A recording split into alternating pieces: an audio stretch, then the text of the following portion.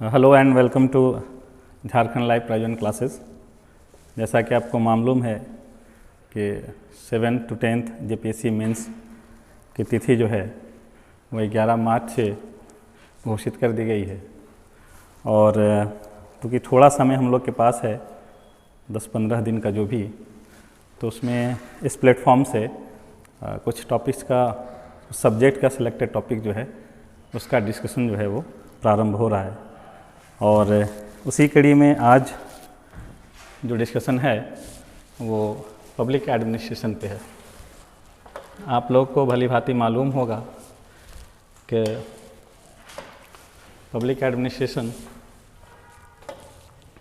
का क्या महत्व हो जाता है। ठीक है, और आज हम लोग लोक प्रशासन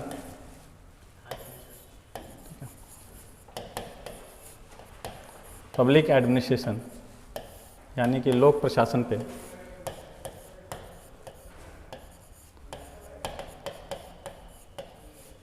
चर्चा रखे हैं। इससे पहले वाले जेपीएससी में पब्लिक एडमिनिस्ट्रेशन से जुड़ा जो क्वेश्चन था उसको छोड़ के ही हम लोग आगे जो है इसका डिस्कशन बढ़ाएंगे। पिछले बार सिग्निफिकेंस पब्लिक एडमिनिस्ट्रेशन का पूछा जा चुका है, meaning and significance post globalize era में, और इस बार संभावना है कि public administration and private administration पे एक क्वेश्चन फुल लेंथ का बन सकता है। तो आज हम लोग उसी के चर्चा करेंगे कि पब्लिक एडमिनिस्ट्रेशन यानी लोक प्रशासन वर्सेस प्राइवेट एडमिनिस्ट्रेशन यानी कि निजी प्रशासन।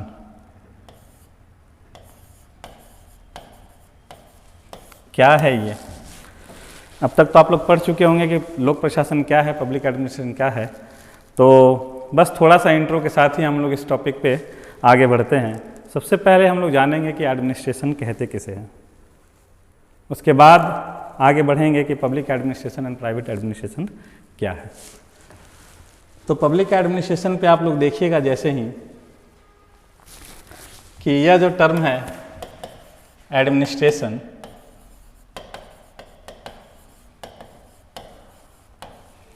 यह दो चीज़ों से, दो वर्ड से मिलके बना है, दो शब्दों से, जिसको कहते हैं एड एंड मिनिस्ट्रियर, जिससे तात्पर्य होता है टू सर्व, सेवा करना।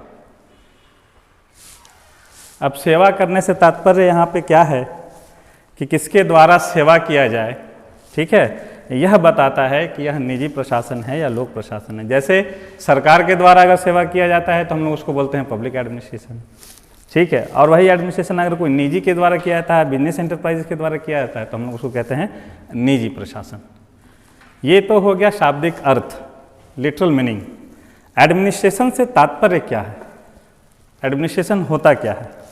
तो आप देखिएगा कि एडमिनिस्ट्रेशन पे बहुत लोगों ने अपने हिसाब से डिफाइन किया है प्रशासन के बारे में, लेकिन जो उनमें कॉमन बातें हैं वो कॉमन बात क्या है? एक, लक्ष्य का होना, गोल का होना।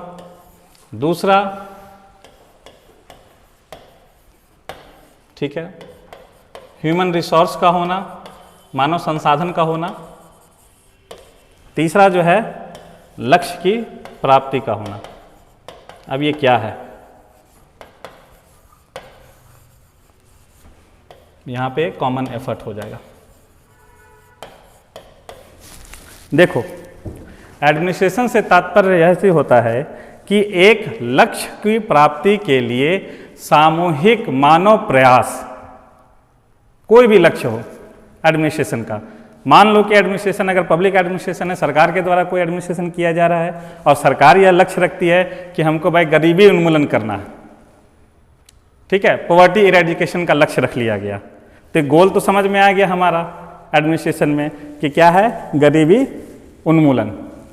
ठीक है, उसके बाद क्या है, सामूहिक प्रयास किया जाएगा। तो सामूहिक प्रयास अगर मान लो, तुम इसी पे देखो, जैसे पॉवर्टी इरेडिकेशन है, ठीक है, गरीबी उन्मूलन है। अब इसके लिए सामूहिक प्रयास किसके द्वारा किया जाएगा? तो आप देखिएगा कि एक मंत्रालय है, सोशल जस्टिस डिपार्टमेंट है।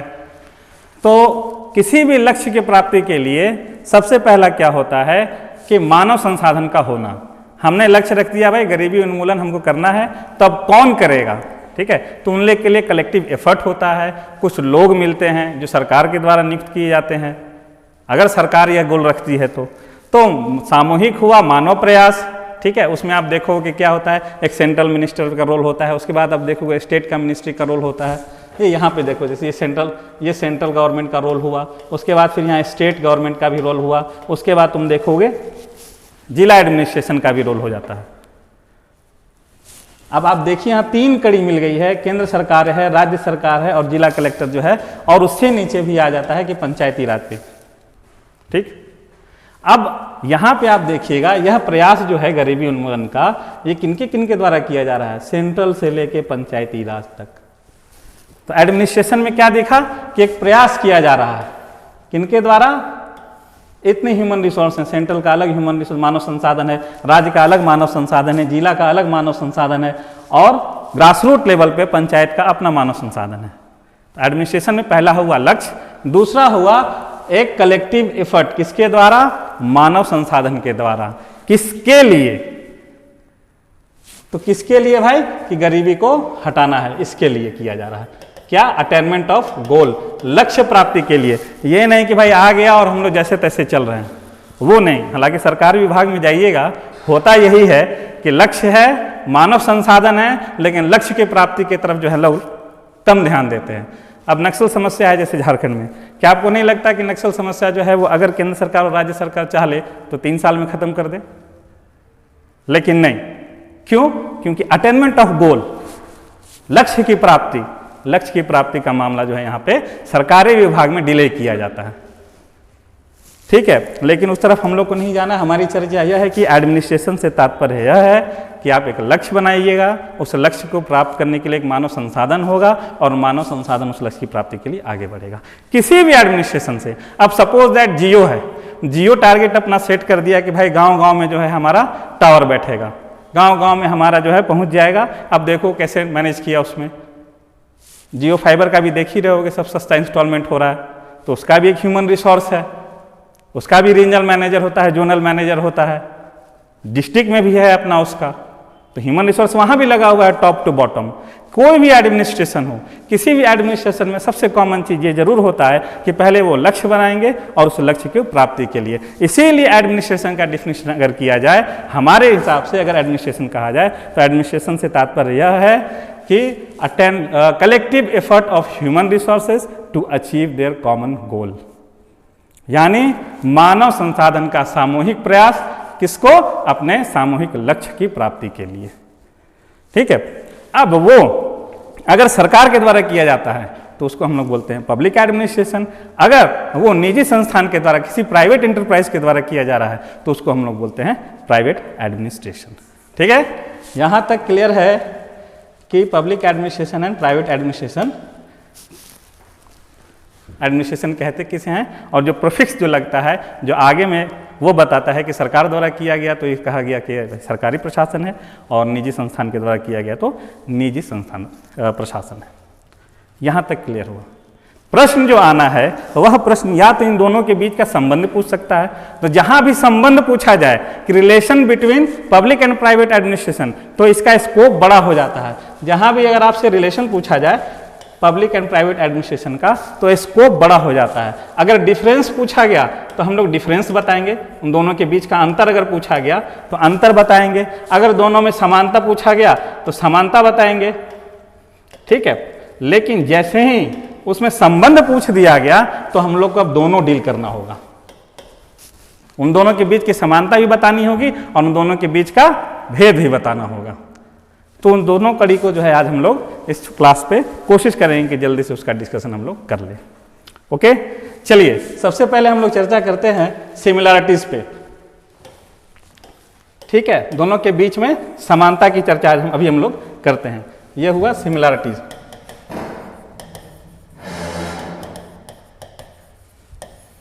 समानता, लोक प्रशासन और निजी प्रशासन में क्या समानता है। तो सबसे पहले यहाँ पे ये देखना होगा कि समानता के प्रवर्तक या समर्थक कौन कौन हैं। बहुत सारे थिंकर है पब्लिक एडमिनिस्ट्रेशन में, आप पढ़िएगा तो फेयोल मिलेंगे, हर्बर्ट साइमन मिलेंगे, क्लासिकल थ्योरी मिलेंगे, उसके बाद एल्टन मेयो मिलेंगे, मैरी पार्कर फोलेट, बहुत सारा है। अब हम लोग उस पर कैटेगराइज करते हैं कि इसके समर्थक कौन कौन हैं। तो इसमें आप समर्थक की अगर आप लिस्ट देखिएगा तो उसमें हेनरी फेयोल मिलते हैं, फिर उसके बाद आप देखिएगा एमपी फॉलेट मिलती हैं, ठीक है। उसके बाद आप देखिएगा कि इस कड़ी में और कौन है, तो आपको उर्विक मिलते हैं, ठीक है। ये क्या है, समर्थक हैं। जब भी आप आंसर लिख रहे हो तो कुछ थिंकर के नाम आप डाल दीजिए कि भाई यहाँ समर्थक के गिरोह में ये हैं, ये दोनों में भेद नहीं करते हैं, ये कहते हैं दोनों ही एडमिनिस्ट्रेशन जो है वो समान है, ठीक है। और उसी समानता में ये बोलते हैं कि लोक प्रशासन और निजी प्रशासन जो है उसमें कुछ समानताएं, कुछ क्या लोग कहते हैं बहुत हद तक समानताएं हैं, हम लोग अभी उसी की चर्चा करते हैं कि क्या क्या समानताएं उसमें पाई जाती हैं, ठीक है। सबसे पहला में समानता जो है उसके बारे में कहा जाता है स्किल, ठीक है, जिसको हम लोग हिंदी में बोलते हैं कौशल। प्राइवेट एडमिनिस्ट्रेशन में या फिर आपका पब्लिक एडमिनिस्ट्रेशन में जो स्किल की आवश्यकता होती है उस दोनों में ज़्यादा असमानता नहीं है। कहा जाता है जैसे कि अगर लोक प्रशासन में हम आते हैं तो लोक प्रशासन में भी हमारे पर एक सांख्यिकी की जरूरत होती है, स्टैटिस्टिक्स की। निजी प्रशासन पे जाइएगा तो वहाँ भी आपको जरूरत पड़ता है एक सांख्यिकी की, यहाँ भी आपको मैनेजर की आवश्यकता पड़ती है, वहाँ भी मैनेजर की। तो इन लोग का बेसिकली यह सपोर्ट है कि चाहे वो निजी प्रशासन हो चाहे वो सरकारी लोक प्रशासन हो, उन दोनों में जो भी कौशल की आवश्यकता होती है वो दोनों ही समान है। भाई एक सुपरवाइजर चाहिए जो सुपरवाइज करेगा। हमारे यहाँ लोक प्रशासन में देखिएगा कि वहाँ भी सुपरवाइजर बॉडी मिलता है, ठीक है। उसके तरफ आप देखिएगा तो वहाँ पे आपको मिलना है, जैसे इंजीनियरिंग जॉब आया है, सपोज दैट अभी जेईई का निकला है झारखंड में, ठीक है। अब उसका क्वालिफिकेशन क्या है भाई, तो डिप्लोमाधारी कम से कम होना चाहिए। ठीक इसी तरह की वैकेंसी अगर प्राइवेट एडमिनिस्ट्रेशन मंगाता है तो वहाँ भी वही योग्यता रखा जाएगा। स्किल बोलता है कि बेसिकली स्किल दोनों में कॉमन होता है। तो पहली समानता यह बोलते हैं कि लोक प्रशासन हो चाहे निजी प्रशासन, दोनों में स्किल यानी कौशल जो है वो समान ही माना जाता है। अब अकाउंट के लिए, अकाउंटेंट के लिए भाई तो बीकॉम कम से कम चाहिए ही चाहिए, चाहे वो गवर्नमेंट सर्विस हो चाहे वो प्राइवेट सर्विस हो। तो पहला उन लोगों ने कहा क्या कि दोनों में समानता यह है कि दोनों क्षेत्र में समान स्किल, समान कौशल वाले इसके एम्प्लॉय की आवश्यकता होती है। दूसरा जो लोग बोलते हैं उन लोगों का कहना है कि संगठन की आवश्यकता, किसकी, संगठन की आवश्यकता। संगठन का याद रखो, पब्लिक एडमिनिस्ट्रेशन में एक अलग चैप्टर ही है। अगर इस पर बताने लग गए तो 2 क्लासेस पे जाएगा कि संगठन कहते किसको है, ठीक है। कोई भी एडमिनिस्ट्रेशन हो कि चाहे वो लोक प्रशासन हो या निजी प्रशासन हो, अगर आप समझ रहे हैं कि बिना संगठन के आगे बढ़ जाएगा तो याद रखिए कि आप भ्रम में हैं।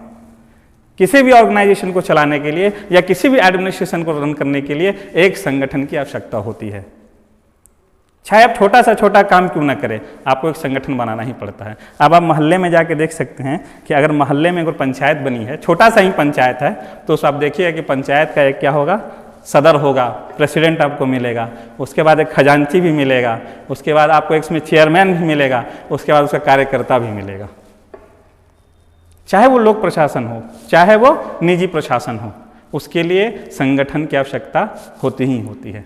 तो दूसरा समानता उन्होंने क्या बताया, चाहे वो लोक प्रशासन हो चाहे वो निजी प्रशासन हो, संगठन तो चाहिए ही चाहिए। बिना संगठन के एडमिनिस्ट्रेशन नहीं बढ़ सकता, ठीक है। अब नेक्स्ट उन्होंने क्या कहते हैं, ठीक है। नेक्स्ट समानता उन लोगों ने बोलते हैं कि सिमिलर रिस्पॉन्सिबिलिटीज। आप कोई भी नाम दे दीजिए, ठीक है, जवाबदेही जो है वो समान होगी, चाहे वो निजी प्रशासन हो चाहे वह लोक प्रशासन हो, उन दोनों के बीच में समानता क्या होगी, उन दोनों में समान जिम्मेदारी दी जाएगी। अब इससे तात्पर्य क्या हुआ, सिमिलर रिस्पॉन्सिबिलिटीज। अब सपोज दैट आप कहीं के सुपरविजन ऑफिसर बनते हैं, चाहे वो लोक प्रशासन में हो चाहे वो आप निजी प्रशासन में हो। मान लीजिए कि एक फैक्ट्री है, एक फैक्ट्री के आप सुपरवाइजर हैं, ठीक है। आपका कार्य क्या है वहाँ पे, आपका सुपरवाइज करना कि वहाँ पे जो एडमिनिस्ट्रेशन चल रहा है उसमें कुछ गड़बड़ी तो नहीं है। अगर गड़बड़ी होती है तो जवाबदेह आप होंगे। सेंट्रल एडमिनिस्ट्रेशन आपसे पूछेगा, आपका जीएम आपसे पूछेगा जनरल मैनेजर कि यहाँ पे ये गड़बड़ी हुई, तुम कहाँ थे। ठीक, कट टू शॉर्ट उसी तरह पैरेलल इधर आ जाइए लोक प्रशासन में। लोक प्रशासन में भी सुपरविजन का काम होता है। अभी देखना मैट्रिक उट्रिक का हो रहा होगा एग्जाम, तो वहाँ पे देखिए कि पर्यवेक्षक मिलते हैं, और हमारे यहाँ तो और नाम दिया जाता है हवाई पर्यवेक्षक, उड़न दस्ता। वो लोग क्या करते हैं, उन लोग की भी जिम्मेदारी है कि कदाचार मुक्त जो है वो परीक्षा जो है वो कंडक्ट कराएं। वहाँ पे भी गड़बड़ी होती है सेंटर पे, तो जवाबदेही उस पर भी होता है। अब यहाँ पे क्या है, चाहे वो निजी प्रशासन का था, चाहे वो लोक प्रशासन का था, काम उसको सेम करना है, नाम बदल दीजिए। आप अलग अलग नाम से बता सकते हैं, लेकिन कार्य जो है, रिस्पॉन्सिबिलिटी जो है, वो जिम्मेदारी जो है वो सेम है। उसके बाद दोनों में समानता क्या है, नेक्स्ट समानता जो बताई गई है वह यह है कि दोनों संगठन में नियुक्ति की प्रक्रिया होती है, रिक्रूटमेंट। ठीक है, आप किसी भी संगठन पे चले जाइए, वहां पे नियुक्ति की प्रक्रिया होगी। ठीक है, अब ये अलग बात है कि रिक्रूटमेंट का मोड, नियुक्ति का मोड जो है वो क्या होगा। वो ये समानता बताते हैं कि निजी प्रशासन में हो चाहे लोक प्रशासन में हो, नियुक्ति जो है हमेशा होगी। यह अलग बात है कि वहाँ पे कॉम्पिटिटिव एग्जाम के थ्रू होगा, यहाँ पे इंटरव्यू के थ्रू होगा, या फिर आपका क्वालिफिकेशन के बेसिस पे होगा, लेकिन रिक्रूटमेंट होता है। अच्छा, रिक्रूटमेंट के ही कड़ी में एक बात आई थी कि जैसे हमको एक लीगल एडवाइजर चाहिए, मेरी एक कंपनी है, मान लो कोई भी एक कंपनी है और मुझे एक लीगल एडवाइजर चाहिए, तो मुझे तो कम से कम LLB तो चाहिए होगा। ठीक उसी तरह आप देखिएगा सरकारी प्रशासन में कि वहाँ भी सरकारी वकील होता है, पब्लिक प्रोसिक्यूटर हम लोग बोलते हैं, उसकी भी आवश्यकता है कि मिनिमम क्वालिफिकेशन कम से कम तो LLB चाहिए होगा। तो सेम पोस्ट के लिए सेम क्वालिफिकेशन, वो चाहे निजी प्रशासन हो चाहे वो लोक प्रशासन हो, रिक्रूटमेंट होगा। और रिक्रूटमेंट में जॉब, नेचर ऑफ वर्क, कार्य की प्रकृति जो होगी, उसी प्रकृति के अनुसार वहाँ पे अहर्ता रखा जाएगा, वहाँ पे योग्यता मांगी जाएगी आपसे। इंजीनियरिंग सर्विस के लिए जरूरी ये नहीं कह रहे कि भाई मेडिकल वाले भी अप्लाई कर सकते हैं, ये कभी नहीं हो सकता। चाहे वो आप निजी प्रशासन में रहिए हो, चाहे आप लोक प्रशासन में रहिए, आपको अगर इंजीनियर चाहिए तो इंजीनियरिंग डिग्री ही चाहिए होगी। उसके बाद जो प्रशासनिक सेटअप है, ऑर्गेनाइजेशन का जो स्ट्रक्चर है, वो कैसा होगा, चाहे वो लोक प्रशासन हो चाहे वो निजी प्रशासन हो, जो भी संगठन का सेटअप होगा वह दोनों में समान होगा। अब ऐसा नहीं है कि यह मान लो कि लोक प्रशासन है, ठीक है, ये लोक प्रशासन है और यह निजी प्रशासन है। हिंदी में अगर गलत लिख रहे हो तो क्षमा चाहते हैं, थोड़ा हिंदी में लिखने में हाथ कमजोर है। ठीक है, अब लोक प्रशासन है, ओके, अब निजी प्रशासन है।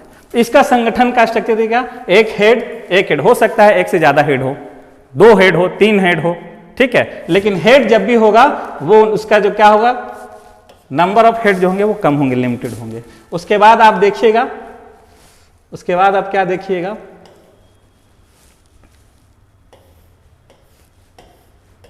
ठीक है, यहां पे कुछ एम्प्लॉय होंगे, ठीक है, फिर यहां आइएगा, ग्रास रूट लेवल एम्प्लॉय बढ़ जाएंगे, यहां पे भी देखिए, ठीक है, ये नीचे का जो है, कोई भी स्ट्रक्चर जब भी होगा संगठन का कोई भी स्ट्रक्चर होगा, एडमिनिस्ट्रेटिव सेटअप उसका यही होगा। क्या होगा भैया, पदसोपान होगा, हायरार्की, यानी कि नीचे वाला ऊपर को बताएगा, ऊपर वाला फिर उसके ऊपर को बताएगा। यह पदसोपान की व्यवस्था, वो चाहे निजी हो चाहे वो प्राइवेट हो, इंफॉर्मेशन फ्लो होगा ऐसे। क्या है, हायरार्की होगी, पदसोपान होगा। पहले क्या होगा, स्टाफ होगा, स्टाफ का एक कमेटी बने, 10 स्टाफ मिला के फिर एक मैनेजर बनेगा, फिर 10 मैनेजर मिला के फिर एक रीजनल मैनेजर बनेगा, उसके ऊपर एक GM बनेगा और GM के ऊपर ऑनर होगा। इसके आपको मिलेगा, हायरार्की हर जगह मिलेगी। अब यह डिफरेंट बात है कि पदसोपान कितना रिजिड है, यह अलग चर्चा का विषय है, क्योंकि जब भी आप लोक प्रशासन पे जाते हैं तो यहां आप अगर पदसोपान देखते हैं यानी कि हायरार्की देखते हैं, यहां पे रिजिड हायरार्की पाई जाती है। लेकिन जैसे ही आप प्राइवेट एडमिनिस्ट्रेशन पे आते हैं, निजी प्रशासन में, तो वहां की हायरार्की थोड़ी सी फ्लेक्सिबल होती है, वहाँ पे थोड़ा लचीला होता है, लेकिन हायरार्की हर जगह होगी। उसके बाद स्पैन ऑफ कंट्रोल कि एक आदमी के अंडर में कितने लोगों को हम रख सकते हैं। उसके बाद आपका क्या होगा कि कम्युनिकेशन कैसा होगा, सूचना का आदान प्रदान। ऐसा तो नहीं कि टॉप डाउन है अप्रोच है, ऊपर से बॉस आया नीचे बता दिया। नीचे जमीन पे क्या समस्या है यह नीचे ही वाला ना ऊपर को बताएगा। तो कम्युनिकेशन का मोड जो होगा वो दोनों में, प्राइवेट में दोनों तरफ होता है, ठीक है, और लोक प्रशासन में क्या होता है वो एक तरफ से होता है। उसके बाद सेटअप जो है ऑर्गेनाइजेशनल सेटअप, जैसे पद सोपान का होना, स्पैन ऑफ कंट्रोल का होना, सूचना का प्रवाह का होना, अप्रोच कैसा होगा, ऊपर से नीचे होगा, तो दोनों में सिमिलैरिटीज है। ऑर्गेनाइजेशनल सेटअप आप देखिएगा तो ये हो सकता है कि इंटेंसिटी कम और ज़्यादा हो, ये ज़्यादा रिजिड हो या कम रिजिड हो, लेकिन आपको ये चीज़ मिलेगा, चाहे वो निजी प्रशासन पे जाइए चाहे आप लोक प्रशासन पे जाइए, आपको यह आपको मिलेगा। जैसे कि अभी आप समझ लीजिए जातीय आवासीय बनाने का है। जातीय आवासीय बनाने के लिए आपको क्या करना होगा, फॉर्म भरिए, कर्मचारी के पास जाइए, कर्मचारी फॉरवर्ड करेगा सीआई के पास, सीआई फॉरवर्ड करेगा सीओ के पास, फिर सीओ, देखिए हायरार्की नीचे से चल रहा है, फिर सीओ, सी से ऊपर जा तो एसडीएम, एसडीएम से ऊपर जा तो डिस्ट्रिक्ट कलेक्टर, ये चेन आपको मिलेगी।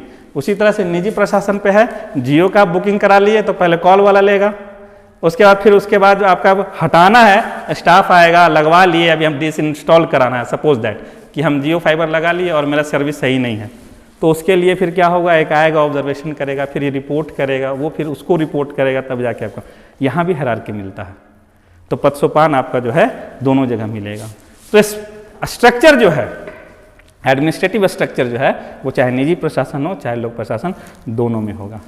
उसके बाद पर्सोनल एडमिनिस्ट्रेशन, ठीक है, पर्सोनल एडमिनिस्ट्रेशन जिसको हम लोग बोलते हैं मानव प्रशासन जो है वो भी दोनों जगह है। मानव प्रशासन से तात्पर्य क्या हुआ कि कौन किसकी योग्यता रखता है, किसको कहाँ पे हमको फिट करना है, वह एडमिनिस्ट्रेशन, चाहे वो प्राइवेट एडमिनिस्ट्रेशन हो चाहे वह लोक प्रशासन हो, पब्लिक एडमिनिस्ट्रेशन हो, पर्सनल एडमिनिस्ट्रेशन दोनों जगह होता है। मानव संसाधन को किस जगह यूज़ करना है यह दोनों जगह देखा जाता है। ऐसा नहीं है कि क्लर्क की अर्हता रखते हैं और उसको बैठा दिए सचिव के स्तर पे,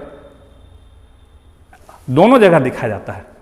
ओके, उसके बाद समानता क्या है पब्लिक एडमिनिस्ट्रेशन और प्राइवेट एडमिनिस्ट्रेशन में कि रिसर्च एंड इम्प्रूवमेंट, शोध, ठीक है, सुधार, शोध और सुधार, यह दोनों जो है उस पर क्या होता है, हमेशा ही होते रहता है। अगर संगठन निजी और लंबे कार्य के लिए है तो वहाँ पे आप देखिएगा कि रिसर्च एंड डेवलपमेंट वहाँ होते रहता है, ठीक है, जिसको हम लोग डाटा साइंटिस्ट को आज ये ज़्यादा जिम्मेदारी दे दी गई है प्राइवेट सेक्टर में कि डाटा साइंटिस्ट जो है वो सर्वे करके देखते हैं और उसके बाद बताते हैं। रिसर्च हमेशा होगा, उसी तरह सरकारी विभाग में भी शोध होते रहता है कि कैसे और हम लोग को सुधार करना है। उसके बाद लोक प्रशासन हो चाहे निजी प्रशासन हो, इन दोनों में आप देखिएगा कि जनसंपर्क यानी पब्लिक रिलेशन जरूर होगा। जनसंपर्क के बिना कोई भी संगठन, कोई भी प्रशासन कार्य नहीं कर सकता है, बिकॉज दोनों एडमिनिस्ट्रेशन का काम यह है कि वो जनता के लिए कर रहा है। निजी प्रशासन जो है वो प्राइवेट एडमिनिस्ट्रेशन जनता को एज ए कस्टमर देख रहा है, पब्लिक एडमिनिस्ट्रेशन जनता को एज ए सिटीजन देख रहा है। इसको सर्विस देना है, इसको वहां से प्रॉफिट ओरिएंट करना है। तो जनसंपर्क दोनों का होगा। जनसंपर्क के लिए क्या होता है, आप एडवर्टाइज करवाते हो, देखोगे आप टीवी पे हर तरह का एडवर्टाइज बड़ी बड़ी कंपनियां कराती हैं, सरकारी कंपनियां भी कराती हैं, होर्डिंग लगेंगे, ठीक है। अब तो ये हो गया कि टेलीफोनिक कन्वर्जन होता है, हाँ बात किया जाता है फ़ोन से। फ़ोन भी भाई आप गलती से ईमेल आईडी दे दिए या नंबर दे दिए, कहीं रजिस्टर कर लीजिए, देखिए टाइम टू टाइम आपको जो है वो फ़ोन आता रहेगा। तो समानता तो यहाँ पे जो मुख्य समानता थी जिसकी चर्चा हम लोग अभी तक कर रहे थे। और भी समानताएं हैं, लेकिन अगर आपको एडमिनिस्ट्रेशन जब भी क्वेश्चन पूछा जाए कि संबंध क्या है तो समानता और समानता दोनों की चर्चा कीजिएगा। तो समानता कम है, ठीक है, और असमानता पे फोकस ज़्यादा रहता है। जब भी क्वेश्चन आएगा तो difference between public and private administration क्या है।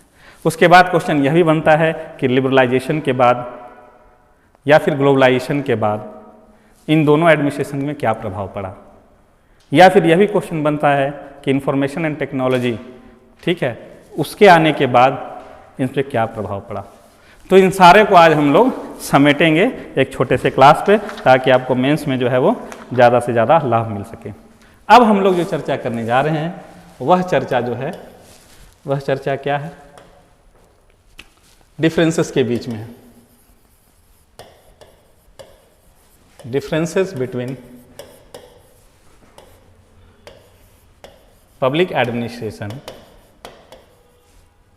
and private administration, इन दोनों के बीच में डिफरेंसेस क्या क्या है। आप लोग गौर कीजिएगा तो कई डिफरेंसेस ऐसे होंगे जो आप लोग खुद ही लिख दीजिएगा, लेकिन तकरीबन मोर और लेस जो है, अगर 40 नंबर का क्वेश्चन आता है तो उसको आप लोग कैसे डील कीजिएगा, तो उस हिसाब से हम लोग आगे बढ़ेंगे। फिर अगेन हम लोग देखेंगे कि इन दोनों के बीच के जो डिफरेंसेस हैं उनका समर्थन किन किन थिंकर के द्वारा या विचारक के द्वारा किया गया है। तो उस ग्रुप में देखिएगा कि जोसिया स्टाम्प एक नाम आता है जो सपोर्ट करती हैं इनको, जोसिया स्टाम्प हैं, हाँ जोसिया स्टाम्प STMP। उसके बाद पॉल एप्लेबी हैं, पॉल एप्लेबी हैं। उसके बाद आप देखिएगा, उसके बाद देखिएगा हर्बर्ट साइमन है, ठीक है। इसी तरह और भी है जो यह दोनों के बीच के डिफरेंस को समर्थन देते हैं, कहते हैं कि हाँ लोक प्रशासन और निजी प्रशासन के बीच में फ़र्क है। लेकिन इन सारों के बीच में हमने सिर्फ जोसिया स्टाम्प का लिया है एक, जो बहुत ही अच्छा उनका मुझे कैटेगराइजेशन लगा। उसके बाद हम लोग उसकी चर्चा को आगे बढ़ाएंगे। लेकिन जोसिया स्टाम्प क्या कहते हैं, जोसिया स्टाम्प ने कैटेगराइज किया है कि कैसे किन किन ग्राउंड पे इन लोग में चेंजेस है। पहला वो बोलते हैं प्रिंसिपल ऑफ यूनिफॉर्मिटी। जोसिया स्टाम्प के अकॉर्डिंग क्या कहते हैं कि यूनिफॉर्मिटी के सिद्धांत पे ये दोनों अलग पाए जाते हैं। क्यों? क्योंकि लोक प्रशासन, इसकी चर्चा हम लोग आगे भी करेंगे, लेकिन सिर्फ इतना जान लीजिए कि लोक प्रशासन में नागरिक के बीच में कभी भी भेदभाव नहीं होगा, डिस्क्रिमिनेशन नहीं होगा। जो रूल बना है उसी रूल के अंदर में सरकारी संस्थाएं होंगी, चाहे वो ब्यूरोक्रेसी हो, NGO, वो अंदर में काम करेगी। लेकिन प्राइवेट एडमिनिस्ट्रेशन में क्या होता है कि वहाँ पे आपको डिस्क्रिमिनेशन दिख जाता है। जिस कस्टमर से ज़्यादा लाभ होता है, जो ज़्यादा माल खरीदने, हम देखते हैं ना दुकानदार में कि दो कस्टमर आए, एक पुराना कस्टमर है जो हमेशा हमसे हज़ारों का खरीदता है, एक नया कस्टमर आया जो 200-300, उसको डाल देगा साइड में और पहले प्रेफरेंस इसको देगा। क्यों? क्योंकि ज़्यादा कमाई इधर होना है, तो वहाँ डिस्क्रिमिनेशन आपको दिख सकता है। इसलिए कहा जाता है, जोसिया स्टाम्प कहती हैं कि यूनिफॉर्मिटी की कमी होती है प्राइवेट एडमिनिस्ट्रेशन में, जबकि लोक प्रशासन में एक रूपता पाई जाती है। दूसरा, उसमें कहती हैं external financial control. External financial control, इससे तात्पर्य क्या हुआ कि बाह्य वित्तीय नियंत्रण। वित्तीय नियंत्रण कहाँ से होता है? बाहर से होता है। यहाँ इससे क्या मतलब हुआ सर? बाहर से क्या, फॉरेन से? नहीं। सपोज दैट कोई एक मिनिस्ट्री है, मान लो कि सोशल जस्टिस, सामाजिक न्याय का एक विभाग है, मंत्रालय है, उसको 10 योजना चलाना है। अब 10 योजना के लिए उसके पास पैसा कहाँ से आएगा? अगेन वो किस पे डिपेंड करेगी? पार्लियामेंट में। बजट में जितना एलोकेशन होगा, पार्लियामेंट बजट पास करेगी, उसके बाद उसको उतना फंड मिलेगा, तब वह अपने हिसाब से क्या करेगी? उस पर इन्वेस्ट करेगी या खर्च करेगी। लेकिन निजी प्रशासन में क्या है? उस संगठन के अंदर ही, ठीक है, उस संगठन के अंदर ही उसको फंड जो है अगर कम हुआ तो मिल भी जाएगा और खर्च करने की आज़ादी होगी। वहाँ पे नियंत्रण नहीं मिलता है बाह्य। आंतरिक नियंत्रण जरूर होगा, बाह्य नियंत्रण नहीं होता है। उसके बाद तीसरा जो वो बताती हैं, पब्लिक रिस्पॉन्सिबिलिटी, यानी कि पब्लिक रिस्पॉन्सिबिलिटी से तात्पर्य क्या हुआ? जनता के प्रति जवाबदेही। ये आपको निजी प्रशासन में नहीं पाया जाता है, या इस तरह से तो हम लोग आर्बिट्री नहीं बोल सकते हैं, क्योंकि वहाँ पर भी जो है आपका कंज्यूमर लॉ है, ठीक है, इंडिया में वहाँ पे कम पाया जाता है। लेकिन सरकारी संगठन या सरकारी एडमिनिस्ट्रेशन पे, लोक प्रशासन पे आप देखिए कि जवाबदेही ज़्यादा पाई जाती है। उसके बाद क्या होता है? Principle of service motive. Motive से तात्पर्य यहाँ पर यही आ गया कि निजी प्रशासन जब भी बात करेगी तो वह आपसे लाभ देखेगी, जबकि लोक प्रशासन के साथ ऐसा नहीं है। उसकी कई एक सेवाएं ऐसी हैं जो सामाजिक सेवा के अंतर्गत आ जाती है। जैसे अभी कोविड काल में आपने देखा होगा कि उन्होंने मुफ्त राशन बांटा, लोक प्रशासन के अंतर्गत हुआ। वह जब भी जनता को देखती है तो सेवा भाव से देखती है कि हम उसको डिलीवर करेंगे। लेकिन जब से लिबरलाइजेशन आया है तो जो वेलफेयर स्टेट का कॉन्सेप्ट था वो धीरे धीरे अब कॉम्पिटिटिव स्टेट की तरफ बढ़ता जा रहा है। फिर भी आप देखिएगा कि दोनों के मोटिव में फ़र्क होता है। मोटिव यह है लोक प्रशासन का कि जनता की सेवा की जाए, और इसका मोटिव क्या है निजी प्रशासन का कि ज़्यादा से ज़्यादा लाभ लिया जाए। यह था जोसिया स्टाम्प के अंतर्गत पे, जो मुझे लगा कि हाँ आवश्यक है, तो आप लोग इसको देख लें। अब हम लोग चर्चा करेंगे मेजर डिफरेंसेस की। सबसे पहला मेजर डिफरेंसेस जो है उसकी कड़ी में हम लोग देखेंगे पॉलिटिकल डायरेक्शन। क्या देखेंगे? Political direction. जैसा राजनीतिक निर्देश होगा वैसा ही क्या होगा, लोक प्रशासन कार्य करेगी। अब आप देखिए कि यह कहाँ काम करता है, पब्लिक एडमिनिस्ट्रेशन पे। एक चीज़ मैं यहाँ क्लियर कर दूँ कि जब भी आप लोग जाइएगा लोक प्रशासन और निजी प्रशासन के बीच में, तो ये नहीं कहिएगा कि सर इन लोगों के लिए भी एनवायरनमेंट क्लियरेंस लेना होता है, इनको भी जो है ये अगर ज़मीन अधिग्रहण हुआ है तो वो दूसरा चीज़ है। देखो मैं क्या चर्चा किसकी कर रहा हूँ, चर्चा यहाँ देखो, ये स्टेट है, ठीक है, स्टेट का अपना सेटअप है, इसका एक अपना कानून है, ठीक है। इस कानून में एनवायरनमेंट क्लियरेंस आपको चाहिए, जमीन अधिग्रहण चाहिए, आपको पॉल्यूशन फ्री चाहिए, वो सारा अलग है। मैं बात कर रहा हूँ कि राज्य के अंदर में एक संगठन है, एक फैक्ट्री लगी है या एक निजी संगठन है, उसके अंदर के एडमिनिस्ट्रेशन की मैं चर्चा कर रहा हूँ। तो यहाँ मत बोल देना कि सर यहाँ पर तो वो नहीं लागू हो रहा है, नहीं, ये राज्य के अंदर में सरकारी एडमिनिस्ट्रेशन भी है। ये एक जो कॉमन बार है वो तो है ही, जहाँ एक सामान्य सा जो रोक लगा हुआ है कि बिना एनवायरनमेंट क्लियरेंस के आपको फैक्ट्री नहीं लगाना है, बिना मतलब जमीन अधिग्रहण के किए हुए या उन लोगों को आप हरियाणा या मुआवजा दिए हुए आप यहाँ पे नहीं इस्टेब्लिश कर सकते हैं, वो तो कॉमन है, वो तो कर ही रहा है। मैं उसके अंदर की बात कर रहा हूँ, आंतरिक, ठीक है। अब यहाँ देखिएगा कि जैसे किसी मिनिस्ट्रीज के अंदर में कोई स्कीम चल रहा है, सपोज दैट चलिए कि सोशल जस्टिस में हमारा कोई भी एक योजना ले लीजिए, ठीक है, बेटी बचाओ बेटी पढ़ाओ का एक योजना चल रहा है, ठीक है। अब यहाँ पे बेटी बचाओ बेटी पढ़ाओ इस योजना को कैसे क्रियान्वयन करना है, इस क्रियान्वयन का निर्देश कहाँ से आएगा, पॉलिटिकल डायरेक्शन। अगेन जैसा मिनिस्ट्री बोलेगा उसको वैसे ही फॉलो करना है। क्यों? क्योंकि हमारा शासन जो है वो कैसे चलता है, as per the procedure established by law, विधि द्वारा स्थापित शासन के अंतर्गत हमारा जो है शासन चलता है। लेकिन प्राइवेट एडमिनिस्ट्रेशन में क्या है, प्राइवेट एडमिनिस्ट्रेशन फ्लेक्सिबल है, वो थोड़ा सा चेंजेस कर सकता है, लेकिन पब्लिक एडमिनिस्ट्रेशन कभी भी चेंजेस नहीं करेगा। पब्लिक एडमिनिस्ट्रेशन क्या करेगा भाई कि रिजिड है, उसमें स्पेशल क्लाउज। अब तुम सपोज दैट कि तुम जा रहे हो जातीय आवासीय, एकदम नॉर्मल सा कि जातीय आवासीय बनवाने जा रहे हैं, तो उसका भी रूल है कि भाई रेसिडेंशियल आपको बनाना है तो कम से कम 10 साल का बोनाफाइड आप बनवाइए, उसके आगे ये लोग भी नहीं जा पाएंगे। जो रूल लिखा गया है उसी के अंतर्गत में काम करता है। तो लोक प्रशासन क्या है, लोक प्रशासन वैसी व्यवस्था है जो राजनीतिक सेटअप के अंदर पे कार्य करता है। Public administration work with in the political setup of any nation. क्या होता है पब्लिक एडमिनिस्ट्रेशन, वो पॉलिटिकल सेटअप के अंदर में ही कार्य करता है। ये जब भी कार्य करेगा तो पॉलिटिकल डायरेक्शन के अकॉर्डिंग ही कार्य करेगा, और इसके साथ ये नहीं है, इसके साथ यह लिबर्टी है कि वो अपना कार्य में बदलाव कर सकता है, ठीक है। दूसरा जो इन लोगों के बीच का डिफरेंस है, उस डिफरेंस के बीच में आप देखिएगा, हम लोगों ने अभी चर्चा की थी, ठीक है। हाँ, एक्सटर्नल फाइनेंशियल कंट्रोल की चर्चा हो चुकी है। दूसरा जो है प्रॉफिट मोटिव, जो अभी हम लोग जोसिया स्टाम्प की बात की थी, तो जोसिया स्टाम्प के अंतर्गत में हम लोगों ने देखा था कि प्रॉफिट मोटिव होता है। पब्लिक एडमिनिस्ट्रेशन जब भी काम करती है वह जनता को सेवा देने के लिए, या फिर अगर वह जनता को as a economic man as a यह देखती है कि हाँ इसे लाभ कमाना होगा, तो वो भी बहुत ही मिनिमम होता है। जैसे अगर आप सेवा लेते हैं तो उसके बदले में आपको उसका फीस देना होगा।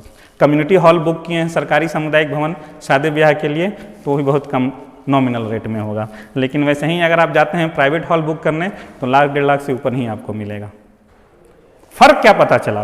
फर्क यह पता चलता है दोनों के बीच में कि लोक प्रशासन जब भी कार्य करता है तो वह सिर्फ लाभ अर्जित करने के लिए नहीं, वह जनता को सेवा मुहैया कराने के लिए कार्य करता है। जबकि ठीक उसके आप विपरीत देखिएगा कि पब्लिक एडमिनिस्ट्रेशन के विपरीत प्राइवेट एडमिनिस्ट्रेशन जो है उसका एक मोटिव होता है, और वह मोटिव होता है कि how to maximize their profit, कैसे ज़्यादा से ज़्यादा वो जो है अपना लाभ अर्जित कर सके। ओके, यहाँ पे आप देखिएगा बहुत सारा वर्क जो है पब्लिक एडमिनिस्ट्रेशन के अंतर्गत में ऐसा कार्य है जिसे सरकार को एक लाभ नहीं है बल्कि पैसा ही जाता है। जैसे सब्सिडीज देना, जैसे आपको मुफ्त अनाज बांटना, जैसे फ्री हेल्थ सेवा देना, ये इसेंशियल वर्क भी आता है, वो भी एक डिफरेंसेस है। ठीक है, तो इसमें क्या है, इसका प्रॉफिट मोटिव नहीं है। लेकिन अगर हेल्थ सेवा आप किसी बड़े प्राइवेट हॉस्पिटल में ले लीजिए, फिर देखिए बिल, पहले तो आजकल ऐसा स्थिति हो गया है कि रोग क्या है इसको पता करने के लिए लाख रुपए चला जाता है, ये जांच करवाओ, वो जांच करवाओ, जांच पे जांच चल रहा है और हम लोग को अभी तक पता नहीं चल पा रहा है कि रोग हुआ क्या है। क्यों? ये बिजनेस स्ट्रैटेजी है, ज़्यादा से ज़्यादा उन लोग प्रॉफिट अर्जित करना चाहते हैं। ठीक है, तो दूसरा क्या डिफरेंसेस है कि प्राइवेट एडमिनिस्ट्रेशन जब भी देखता है वो प्रॉफिट मोटिव के हिसाब से देखता है। यह एक व्यक्ति है, इसको देखने का नजरिया बदल जाता है। लोक प्रशासन जब भी देखेगा तो इसको कहेगा कि ये सिटीजन है, यह नागरिक है, इसको हमको क्या करना है, सेवा देना है। लेकिन जैसे ही प्राइवेट एडमिनिस्ट्रेशन इसको देखने जाएगा तो कहेगा ये कस्टमर है, ठीक है, इससे हमको पैसा उगाही करना है। व्यक्ति एक, देखने का नजरिया अलग, मोटिव अलग अलग। नेक्स्ट आइए, यूनिफॉर्मिटी ऑफ ट्रीटमेंट की चर्चा हम लोग कर चुके हैं। तो यूनिफॉर्मिटी ऑफ ट्रीटमेंट भी एक डिफरेंसेस है जो इन दोनों के बीच में पाया जाता है। यह हो सकता है, इस जोसिया स्टाम के डिस्कशन पे हम लोगों ने देखा था कि ट्रीटमेंट से इलाज मत समझ लेना, ठीक है, यहाँ पे सेवा देने के भावना से समझना है। ठीक है, तो यूनिफॉर्मिटी, सेवा का जो भाव है या सेवा देने का जो सिस्टम होगा वो क्या होगा, लोक प्रशासन में एक जैसा होगा, किसी के बीच भेदभाव नहीं होगा। ऐसा नहीं कहा जाएगा कि ये महिला है तो इस महिला को हम लोग नहीं देंगे और ये पुरुष है तो इसको देंगे। ये भी डिस्क्रिमिनेशन नहीं किया जाएगा लोक प्रशासन के अंतर्गत में कि जेंडर के बेसिस पे, कास्ट के बेसिस पे, कलर के बेसिस पे, रेस के बेसिस पे, हम लोग फंडामेंटल राइट्स में जो देखे हैं तो उसके बेसिस में भेदभाव नहीं किया जाएगा। लेकिन जैसे ही आप निजी प्रशासन के अंतर्गत पे आते हैं तो वहाँ आप अपने आप को तैयार रखिए कि आपके साथ भेदभाव किया जा सकता है, कि आपके पास अगर उसको ज़्यादा लाभ नहीं है तो हो सकता है कि वो आपकी तरफ ध्यान भी न देगा। क्यों? क्योंकि उसका काम जो है वो ज़्यादा से ज़्यादा लाभ अर्जित करना है। क्या हुआ?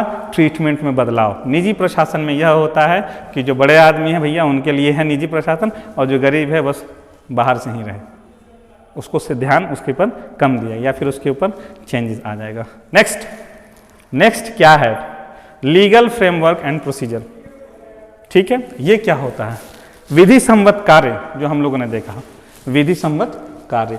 पब्लिक एडमिनिस्ट्रेशन पे अंतर्गत जो भी कार्य होगा वह विधि सम्मत होगा या जैसा विधान बना है, जैसा कानून बना है उसके हिसाब से होगा। जो उसका लीगल प्रोसीजर है उस प्रोसीजर को वो क्या करेगा, फॉलो करेगा। रिलेटिवली देखो, ऐसा नहीं कह रहा हूं कि प्राइवेट एडमिनिस्ट्रेशन में विधि सम्मत नहीं होता है। जब भी देखिएगा तो दोनों के समानांतर देखिएगा तो लोक प्रशासन जो है वो ज़्यादा लीगल फ्रेमवर्क के अंदर भी काम करता है, जबकि निजी प्रशासन जो है उसका अपना जो लॉ होता है वो बदल लेता है। उसमें फ्लेक्सिबिलिटी आ सकती है। ऐसा नहीं है कि मतलब वो अवैधानिक तौर से काम कर, वैधानिकता है उसके अंदर भी है लेकिन फ्लेक्सिबिलिटी के साथ है। ठीक है, निजी प्रशासन का फ्रेमवर्क देखिएगा, लीगल प्रोसीजर, और लोक प्रशासन का देखिएगा तो आसमान जमीन का फर्क आपको दिखेगा। उसके बाद क्या है दोनों के बीच में डिफरेंसेस? लोक प्रशासन जो है वह आवश्यक सेवा देती है, इसेंशियल सर्विस, ठीक है, आवश्यक सेवा भी देती है। जबकि आप जाइएगा निजी प्रशासन में तो निजी प्रशासन में आवश्यक सेवा आपको नहीं मिलेगा। अगर आवश्यक सेवा भी अगर वो करती है तो याद रखिए अगेन वो आपको प्रॉफिट के हिसाब से ही चलेगी। आवश्यक सेवा के अंतर्गत में क्या हुआ? जैसे देश की सुरक्षा, defence of the nation, army of the nation, ठीक है। उसके बाद फिर यह कार्य जो है किसी भी देश में आप देखिएगा कि यह कार्य किसका होता है, लोक प्रशासन के अंतर्गत में आता है। यह कार्य कभी भी जो है वो आप देखिएगा भारत की जैसी स्थिति के अंतर्गत में यह निजी प्रशासन के अंदर में है। देश की सुरक्षा कभी भी जो है वो निजी हाथों में नहीं जाएगी। ठीक है, तो यह इसेंशियल सर्विसेज हैं जो लोक प्रशासन के अंतर्गत ही आएंगे, आप उधर वहाँ पे नहीं जाएंगे। इसीलिए एक क्लॉज और बनता है जिसको हम लोग कहा जाता है मोनोपोली वाला, वो हम लोग डिस्कस करेंगे। तो लोक प्रशासन के अंतर्गत पे क्या होता है, इसेंशियल सर्विसेज भी दी जाती भी। क्या इसेंशियल सर्विसेज जो भी दिया जाएगा वह किसके द्वारा दिया जाएगा, लोक प्रशासन के द्वारा। निजी प्रशासन के अंतर्गत में इसमें मार्जिनल, अभी चूंकि हमारे यहाँ हो चुका है, स्पेस में प्राइवेट इन्वेस्टर्स को भी रास्ता दे दिया गया है कि स्पेस टेक्नोलॉजी में आइए, लेकिन जो भी होगा यहाँ पे वो मार्जिनल, अभी तक तो मार्जिनल है। तो निजी इसेंशियल आवश्यक सेवा के अंतर्गत में आप देखिएगा कि लोक प्रशासन की भूमिका ज़्यादा बढ़ जाती है और निजी प्रशासन यहाँ पे आपको गौण होता है, यहाँ पे आपको कम दिखेगा। उसके बाद ठीक है, नेक्स्ट अगर दोनों के बीच में डिफरेंस देखा जाए, नेक्स्ट डिफरेंस आप देखिएगा तो नेक्स्ट डिफरेंस क्या है, कार्य क्षेत्र में स्कोप। आप क्या बता सकते हैं कि राज्य या देश से बड़ा भी किसी का स्कोप होता है? कोई निजी प्रशासन है ऐसा जो बोलेगा कि भैया पूरा समस्त भारत के हर एक कोने पे मेरा कार्य है, लेकिन सरकार का हर एक कोने में पहुंच है? स्कोप कभी भी प्राइवेट एडमिनिस्ट्रेशन का स्कोप जो होता है वह पब्लिक एडमिनिस्ट्रेशन के सिमिलर नहीं होगा। प्राइवेट एडमिनिस्ट्रेशन अगर 4 राज्यों में है तो आप देखिएगा कि देश का जो है पहुंच कहाँ है, पूरे भारत में है। प्राइवेट एडमिनिस्ट्रेशन का स्कोप रिलेटिवली क्या होता है, लोक प्रशासन के संदर्भ में अगर देखा जाए तो प्राइवेट एडमिनिस्ट्रेशन का स्कोप छोटा होता है और लोक प्रशासन का स्कोप जो होता है वो बड़ा होता है। इसीलिए आप देखिएगा कभी भी जो है इन लोगों का स्कोप जो है वो सिमिलर हो ही नहीं सकता और निजी प्रशासन आगे आ ही नहीं सकता। नेक्स्ट मोनोपोलिस्टिक अप्रोच, जिसको हम लोग बोलते हैं कि भाई एकाधिकार हो जाना। लोक प्रशासन और निजी प्रशासन के बीच में एक फर्क यह भी होता है कि प्रशासन का कुछ ऐसा अंग होता है जिस पे सिर्फ और सिर्फ लोक प्रशासन का ही एकाधिकार होता है, जिसको हम लोग बोलते हैं कि गवर्नमेंट की मोनोपोली है। जैसे मोनोपोलिस्टिक अप्रोच के अंदर में न्यूक्लियर पावर, एग्जाम्पल के तौर पे देखिए हमारे यहाँ न्यूक्लियर रिएक्टर या फिर न्यूक्लियर पावर जो है इसका एडमिनिस्ट्रेशन किसके हाथ में है? आप कभी भी देखिएगा कि इसका एडमिनिस्ट्रेशन प्राइवेट सेक्टर के हाथ पे नहीं दिया गया।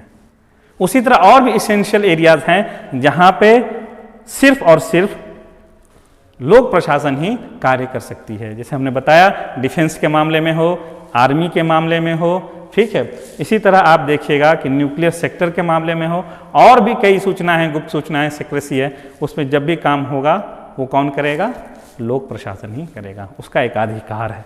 तो मोनोपोलिस्टिक अप्रोच आपको लोक प्रशासन में मिल सकता है, प्राइवेट एडमिनिस्ट्रेशन में नहीं मिल सकता। हाँ, ईस्ट इंडिया कंपनी के बारे में अगर आप लोगों ने पढ़ा होगा तो देखा होगा कि ईस्ट की तरफ बिजनेस करने के लिए क्वीन विक्टोरिया जो है उन्होंने एक मोनोपोली दी थी, लेकिन अगेन वो प्राइवेट कंपनी होते हुए भी किसके द्वारा मिला था? सरकार के द्वारा मिला था।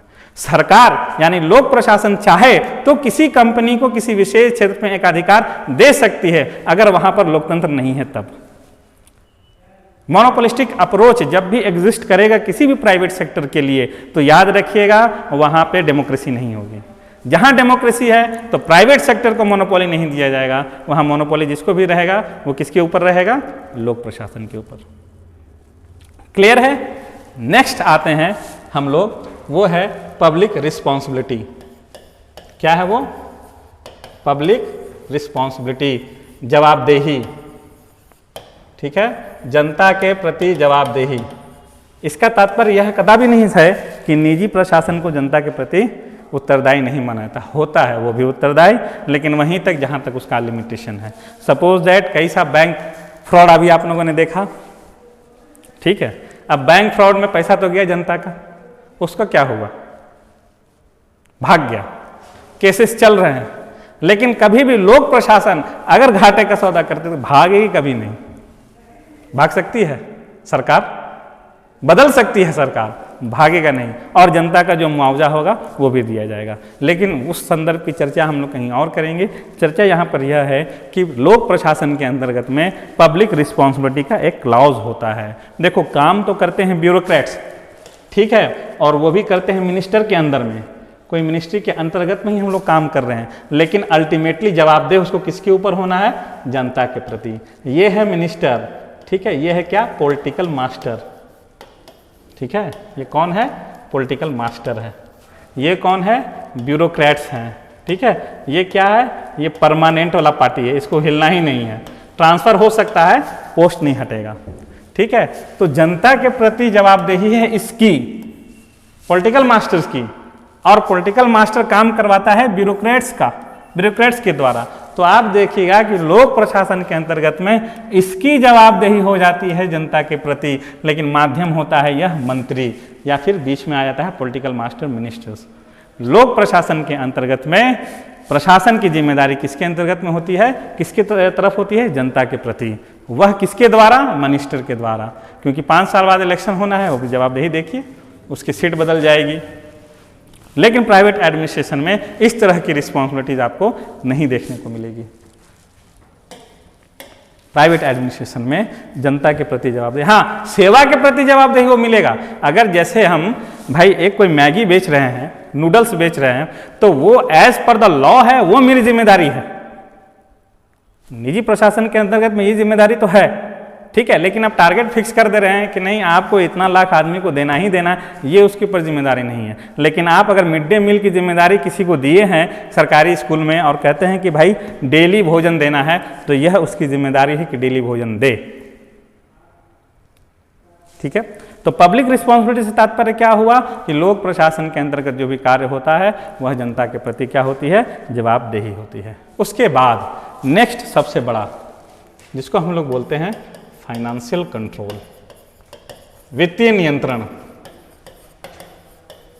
लोक प्रशासन, ठीक है, और निजी प्रशासन के बीच में फर्क यह पाया जाता है। पब्लिक एडमिनिस्ट्रेशन में आप देखिएगा कि अगर कोई भी संगठन, कोई भी विभाग, कोई भी डिपार्टमेंट अगर कार्य कर रहा है तो उस पैसा कहाँ से आएगा? तो प्राइवेट एडमिनिस्ट्रेशन के लिए पैसा जो है वो कहाँ से आएगा? वो पार्लियामेंट से ही आएगा। कभी भी यह ना कह दीजिए कि सरकार के द्वारा, यह क्वेश्चन गलत हो जाएगा। जब भी पैसा आता है, बजट पास कौन करता है? तो पार्लियामेंट करती है, ठीक है। तो पार्लियामेंट फंडिंग करती है, तो पार्लियामेंट कंट्रोल भी करती है। देखो, बजट जब भी आता है, ठीक है, और उसमें इस वजह से नरेगा के लिए से पहले बजट में किया गया था भाई, हाँ 6000 करोड़ का प्रावधान किया गया। फंड कहाँ से आया? पार्लियामेंट के थ्रू आया। कैसे आया? नरेगा के महत्व को देखते हुए और नरेगा के कार्य को देखते हुए। अगर यह विभाग ठीक से कार्य कर नहीं रहा, रिजल्ट ओरिएंटेड नहीं हो, या यह योजना प्रोडक्टिव नहीं हो, तो यह हो सकता है कि यह योजना खत्म भी कर दी जाए। तो इस योजना या इस विभाग को, किसी योजना को चलाने के लिए किस पे आश्रित होना होगा? वित्त के लिए पार्लियामेंट के तरफ। लेकिन यह मत समझिए कि कौड़ी कौड़ी का मोहताज है, बहुत पैसा आता है, ठीक है। पहला तो फाइनेंशियल कंट्रोल कैसे हुआ कि जब भी बजट पास होगा तो बजट में क्या होगा? डिबेट होगा और उसका प्रोज एंड कॉन्स, सकारात्मक और नकारात्मक दोनों पहलुओं पर चर्चा होंगी, और चर्चा होने के बाद बजट मिलेगा। यह एक तरह से इनडायरेक्ट कंट्रोल ही होता है कि अगर फंड और चाहिए तो काम अच्छा करना होगा। दूसरा, ऑडिटिंग के थ्रू कैग, देखोगे काम हो जाने के बाद, साल भर के बाद जो है कैग जो है वो क्या करता है? ऑडिट करता है, ठीक है।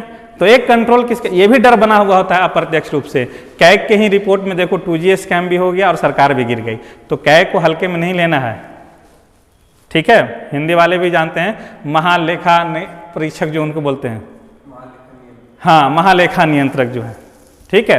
तो वह भी आप डायमेंशन देखिएगा कि ऑडिटिंग के थ्रू भी कंट्रोल किया जाता है। ऑडिट ऐसा नहीं है कि प्राइवेट एडमिनिस्ट्रेशन में नहीं है, वहाँ पर भी है, लेकिन वो अपना करवाती है।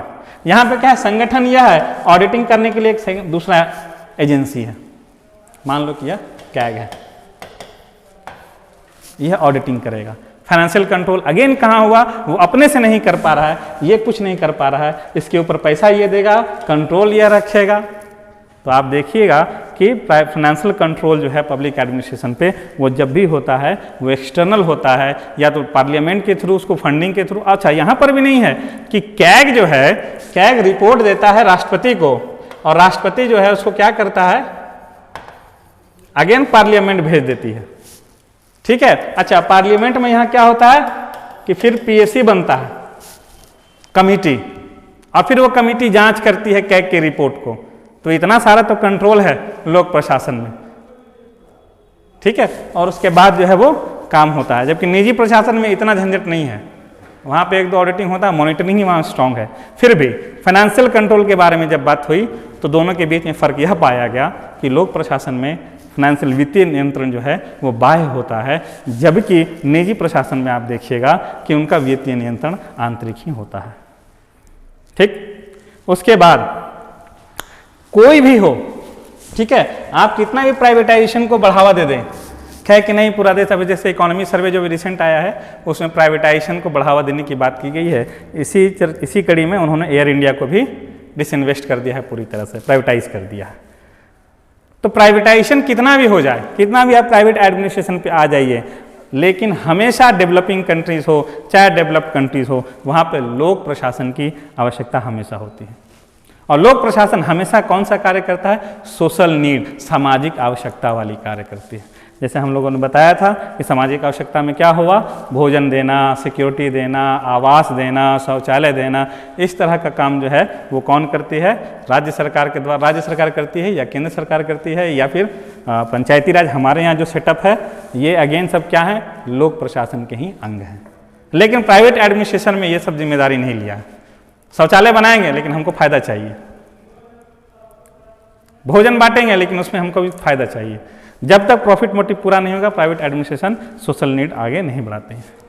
उसके बाद एक आता है इफिशियंसी एंड इफेक्टिवनेस का क्लॉज, ठीक है। इफेक्टिवनेस यानी कितना प्रभावकारी है। और इफिशियंसी से तात्पर्य क्या होता है? देखो, इफिशियंसी और इफेक्टिवनेस में यह है, इफेक्टिवनेस को समझो कि जैसे हम पॉलिसी बनाए हैं कि हम 5 साल में गरीबी उन्मूलन कर देंगे, ठीक है। उसके लिए हमने 1000 करोड़ रुपया लगाया, नया रिक्रूटमेंट किया, नया विभाग बनाया, और जब यह स्कीम हम लागू किए तो 5 साल के बाद हम ये जरूर देखेंगे कि हमारा प्रभाव कितना पड़ा। फिर हम लोग जज करते हैं कि हमारा पॉलिसी जो है वो कितना इफेक्टिव है। अगर 50-60% से ज़्यादा है तो हम लोग कहेंगे ये पॉलिसी जो है इफेक्टिव है। अगर यह देखेंगे 10% भी प्रभाव नहीं पड़ा है तो हम लोग समझ जाएंगे कि ये पॉलिसी इफेक्टिव नहीं है। Impact of the policy decide the effectiveness of that policy. क्या है कि किसी भी नीति का प्रभाव यह बताता है कि वह नीति कितना प्रभावकारी है।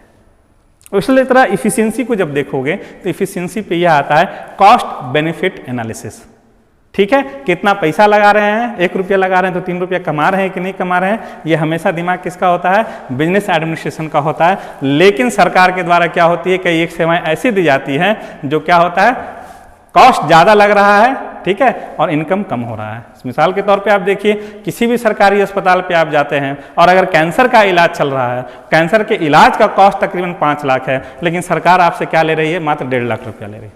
इसका खर्चा ज़्यादा हो रहा है।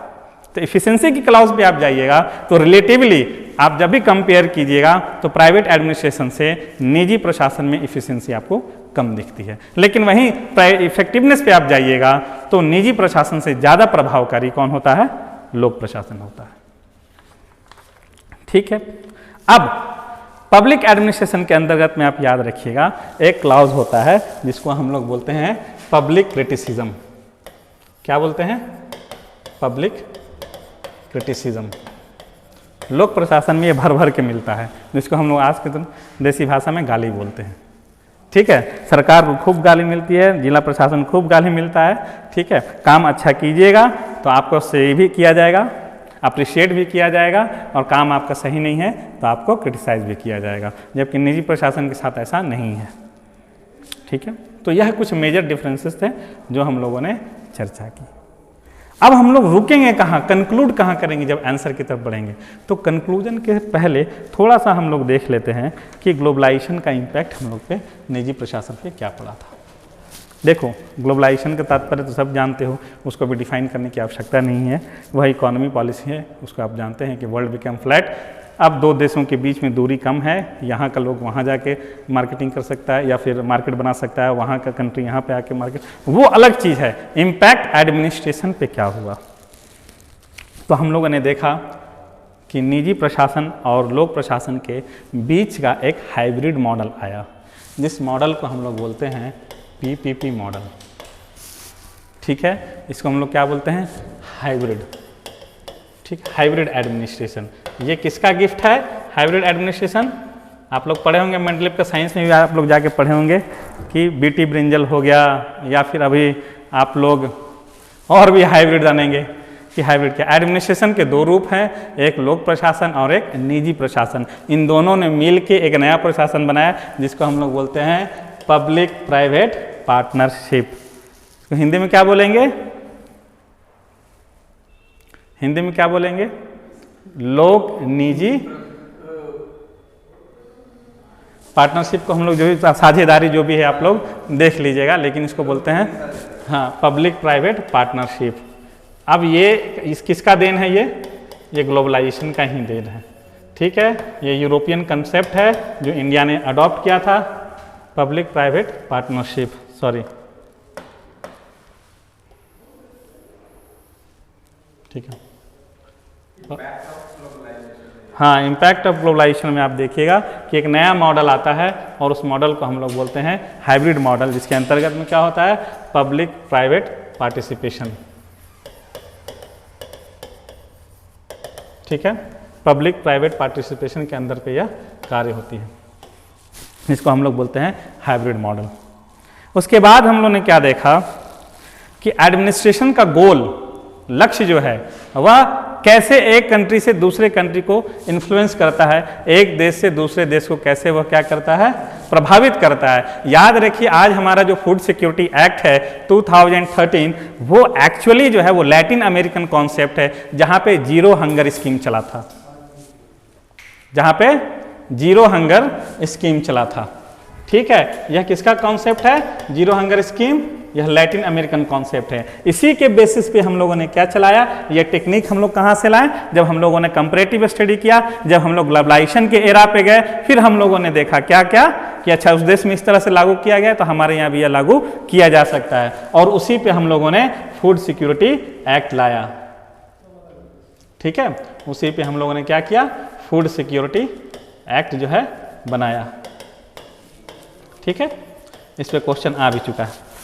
उसके बाद क्या हुआ? देखिए, ग्लोबलाइजेशन का इम्पैक्ट सिर्फ इसलिए नहीं है कि हाँ प्राइवेट एडमिनिस्ट्रेशन बहुत ज़्यादा आ गए, वो अगर हम लोग वो चर्चा करने वाले हैं, उस चर्चा को हम लोग एक विषय दिया था कि ग्लोबलाइजेशन के बाद पब्लिक एडमिनिस्ट्रेशन का क्या इम्पैक्ट पड़ा, या ग्लोबलाइजेशन का पब्लिक एडमिनिस्ट्रेशन पे क्या इम्पैक्ट पड़ा। चूंकि यह क्वेश्चन पिछले बार आ चुका है, ठीक है, इसलिए इस बार जो है सिर्फ पब्लिक एंड प्राइवेट एडमिनिस्ट्रेशन के अंतर्गत हम लोग इसकी चर्चा कर रहे हैं कि ग्लोबलाइजेशन से हम लोगों ने हमारे एडमिनिस्ट्रेशन पे क्या क्या इम्पैक्ट हुआ। उसी तरीके से आप देखिएगा कि यूएस का ओबामा गवर्नमेंट लाया था यूनिवर्सल हेल्थ स्कीम। ठीक है, यूनिवर्सल हेल्थ स्कीम ये ओबामा गवर्नमेंट का था जो यूएसए पे चल रहा था, उसी को यहाँ पे जो है इम्प्लीमेंट किया गया आयुष्मान भारत के अंतर्गत के अंदर। अगेन हम लोगों ने देखा क्या कि ग्लोबलाइजेशन के एरा पे जब हम लोग एक दूसरे देश के बारे में ज़्यादा हम लोग जानते हैं, तो हम लोगों ने देखा कि नहीं, health universal health insurance scheme जो है वो हमारे यहाँ भी लागू होगा। क्लियर है? ठीक है, उसी तरह से आप देखिएगा कि ग्लोबलाइजेशन के साथ साथ क्या हुआ कि ओम्बुड्समैन स्कीम, ठीक है, नियामक जो हम लोग बोलते हैं नियंत्रण के लिए हम लोग लाते हैं, जैसे हमारे यहाँ लोकायुक्ता आया था, तो कहा जाता है कि पहली एआरसी जो थी प्रशासनिक सुधार आयोग 1966, उन्होंने लोकायुक्ता की नियुक्ति की बात की थी, लेकिन यह फाइनली तौर पे मतलब पूरी तरीके से इम्प्लीमेंट कब हुआ? यह अगेन 2013 के बाद, ठीक है, रिसेंटली जो है वो लोकपाल एक्ट बनाया गया। ये कहाँ से लिए? ये स्वीडन का कॉन्सेप्ट था। कब हुआ ये पॉसिबल? अगेन जब हम लोगों ने, ठीक है, ग्लोबलाइजेशन के एरा में प्रवेश किया और उसके बाद बॉर्डर खुला और हम लोगों ने वहाँ के एडमिनिस्ट्रेशन को पढ़ा, उन लोगों ने हमारा एडमिनिस्ट्रेशन पढ़ा। ऐसा नहीं कि सिर्फ हम लोग एकोमोडेट किए हैं, बहुत सारे कंट्रीज जो हैं वो हमारे इलेक्शन मॉडल को फॉलो करते हैं। अभी रिसेंटली नेपाल जो है, नेपाल वो यहाँ के इलेक्शन कमिश्नर को जो है ऐसे 2 साल पहले जो है वो अपने यहाँ बुलाया था और बताया था कि इलेक्शन कैसे कंडक्ट करना है। तो ग्लोबलाइजेशन में गिव एंड टेक होता है। तो ग्लोबलाइजेशन से हम लोगों ने क्या लिया? पहला एक नया मॉडल ही ले लिया, हाइब्रिड मॉडल। टेक्निक हम लोगों ने एक्सेप्ट किया। क्या किया? एक नया नया टेक्निक को हम लोगों ने अकोमोडेट किया। उसके बाद हम लोग क्या किया? गोल, लक्ष्य की प्राप्ति भी जो है वो एक दूसरे राज्य से इन्फ्लुएंस होकर हम लोगों ने फॉलो किया। तीसरा क्या है? ऑर्गेनाइजेशनल बॉडी, जैसे कि आज हम लोग लोकपाल देख रहे हैं, वो एक्चुअल में जो है वो किसी और देश का मॉडल था और हम लोगों ने उसको अपनाया। ठीक है, अब उसी तरह से आप देखिएगा कि पूछा जा सकता है आपसे कि इंफॉर्मेशन एंड कम्युनिकेशन टेक्नोलॉजी के उदय के बाद लोक प्रशासन और निजी प्रशासन में क्या अंतर आया। तो आईसीटी के माध्यम से आप लोग सिर्फ यही कह सकते हैं कि कितना भी आप लोग उसको बढ़ाइए चढ़ाइए, मामला यही होगा कि पहला समय, इंफॉर्मेशन कम्युनिकेशन टेक्नोलॉजी के अंतर्गत में हम लोगों का समय की क्या हुई, बचत हुई। ठीक, रेड टेपिज्म कम हुआ। उसके बाद क्या हुआ, सेवा देने का इस एरिया जो है, स्कोप जो है वो बढ़ गया। आज जैसे आप देख सकते हैं कि हाँ मैं ऑनलाइन पे क्लास ले रहा हूँ, ठीक है, या ऑनलाइन ऑफलाइन दोनों पे, तो आप देख सकते हैं कि झारखंड या भारत के किसी भी कोने में बैठ के आप ये क्लास को देख सकते हैं। किसकी देन है, आईसीटी। तो आईसीटी की वजह से क्या हुआ कि सेवा प्रदान करने की जो सीमा थी उस सीमा क्या हुआ, बृहत्तर होता गया और बढ़ता ही जा रहा है। ठीक है, अब उसके साथ साथ आप देखिएगा कि आईसीटी का और भी रोल है, जहाँ पे दैनिक जीवन में जहाँ पे किसी कार्य को करने के लिए बहुत ज़्यादा समय लगता था वो समय अब आसान हो गया। ठीक, तो आईसीटी का ऐसे और आप लोग एग्जांपल दे सकते हैं कि आईसीटी का आप लोग के ऊपर क्या, हाँ पॉजिटिव एंड निगेटिव दोनों आपको देना है। नकारात्मक देखें जान सकते हैं कि पेगासुस का इशू चल रहा है अभी, साइबर क्राइम जामताड़ा है। ठीक है, तो दोनों प्रोज एंड कॉन्स आपको यहाँ पे देना होगा आंसर में। अब आप लोग कंक्लूजन पे कैसे आइएगा, देखो कभी भी कंक्लूजन पे आना तो बैलेंस्ड व्यू लेके आना है। ठीक है, अब आप देखिएगा कि पब्लिक एंड प्राइवेट एडमिनिस्ट्रेशन के बीच का जो डिफरेंस है वो क्या होगा, बढ़ा नहीं है। यह जो लाइन थी पब्लिक, ठीक है, यह जो लाइन थी पब्लिक एडमिनिस्ट्रेशन, ठीक है, और प्राइवेट एडमिनिस्ट्रेशन के बीच में ग्लोबलाइजेशन के बाद में यह लाइन पूरी तरह से नहीं लेकिन ब्लर कहते हैं कि धुंधला सा होता चला जा रहा है। क्यों यह कंक्लूजन निकलता है, आप देखिएगा कि आज कोई भी प्रशासन हो, ठीक है, चाहे वो निजी प्रशासन हो चाहे वो लोक प्रशासन है, आज दोनों को साथ मिलकर ही काम करना हो रहा है। सर्विस डिलीवरी मैकेनिज्म में आप देखिएगा कि जहाँ पे गवर्नमेंट नहीं पहुँच पाती है वहाँ पे नॉन गवर्नमेंट ऑर्गेनाइजेशन पहुँचती है। एनजीओज़ का भी आप वहाँ देखिएगा कि समावेश मिलता है। ताज़ा एग्जाम्पल के तौर पे अगर आपको देखना हो तो कोविड-19 ऐसी भयावह, आपने अभी देखा इमरजेंसी का समय हम लोगों ने देखा कि कैसे हेल्थ इमरजेंसी थी। क्या यह संभव हो पाता कि सिर्फ लोक प्रशासन ही सेवा दे, यानी कि सरकारी अस्पताल ही चले और निजी अस्पताल इसमें सहयोग न करे? तो एडमिनिस्ट्रेशन आज के समय में आप देखिएगा कि इन दोनों के बीच का जो रिजिडिटी है, डिफरेंसेस जो है वो कम होता जा रहा है। लोक प्रशासन भी निजी प्रशासन का हेल्प ले रही है और निजी प्रशासन भी लोक प्रशासन का हेल्प ले रहा है। कोविड-19 में आप देख सकते हैं कि कैसे एक दूसरे के सहयोगी बनकर और इस विपदा वाली समय से या आपदा वाली समय से हम लोग उभर रहे हैं। उसके बाद आप देखिएगा कि प्राइवेट सेक्टर लेंडिंग, यह होता है बैंकों का कॉन्सेप्ट कि बैंक कम से कम जो है वो प्राइमरी सेक्टर लेंडिंग कि अपना प्राथमिकता लोन देने में किसको बनाएंगी। तो ऐसा नहीं है कि पब्लिक सेक्टर अंडरटेकिंग जो बैंक है जिसको नेशनलाइज बैंक कहते हैं, सिर्फ वही जो है अपना इनकम का 40% है जो है वो इन्वेस्ट करेगी गरीब लोगों के बीच में, नहीं, यह रोल निजी बैंकों पे भी लागू होता है।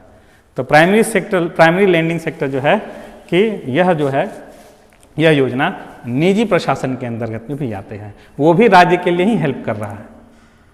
ठीक, उसी तरह से आप देखिएगा कि सरकार अगर इंफ्रास्ट्रक्चर का काम करती है, रोड निर्माण का कार्य करती है, युद्धपोत निर्माण का कार्य करती है, यह पोत निर्माण का कार्य करती है, तो यह आवश्यक नहीं कि राज्य खुद से करे। अब क्या हो गया है कि वह कॉन्ट्रैक्चुअल मोड में भी चला गया है, अनुबंध आधारित भी हो गया है, किसी प्राइवेट कॉन्ट्रैक्टर को बुलाया जा रहा है और वो इसको निर्माण कर रहे हैं, अपना फंड भी लगा रहे हैं। आप देखिएगा पब्लिक प्राइवेट पार्टनरशिप का कॉन्सेप्ट इस पर आगे बढ़ रहा है। ये टोल टैक्स वगैरह आप देते हैं तो उस पर भी देखिए कि टोल टैक्स क्यों वसूला जाता है, तो इसमें अगेन आपको पता चलेगा कि प्राइवेट सेक्टर जो है वह रोड बनाई है और उसमें अपना जितना लागत लगाया है और मुनाफा कमाना है, इसलिए वह टोल टैक्स वसूल करती है।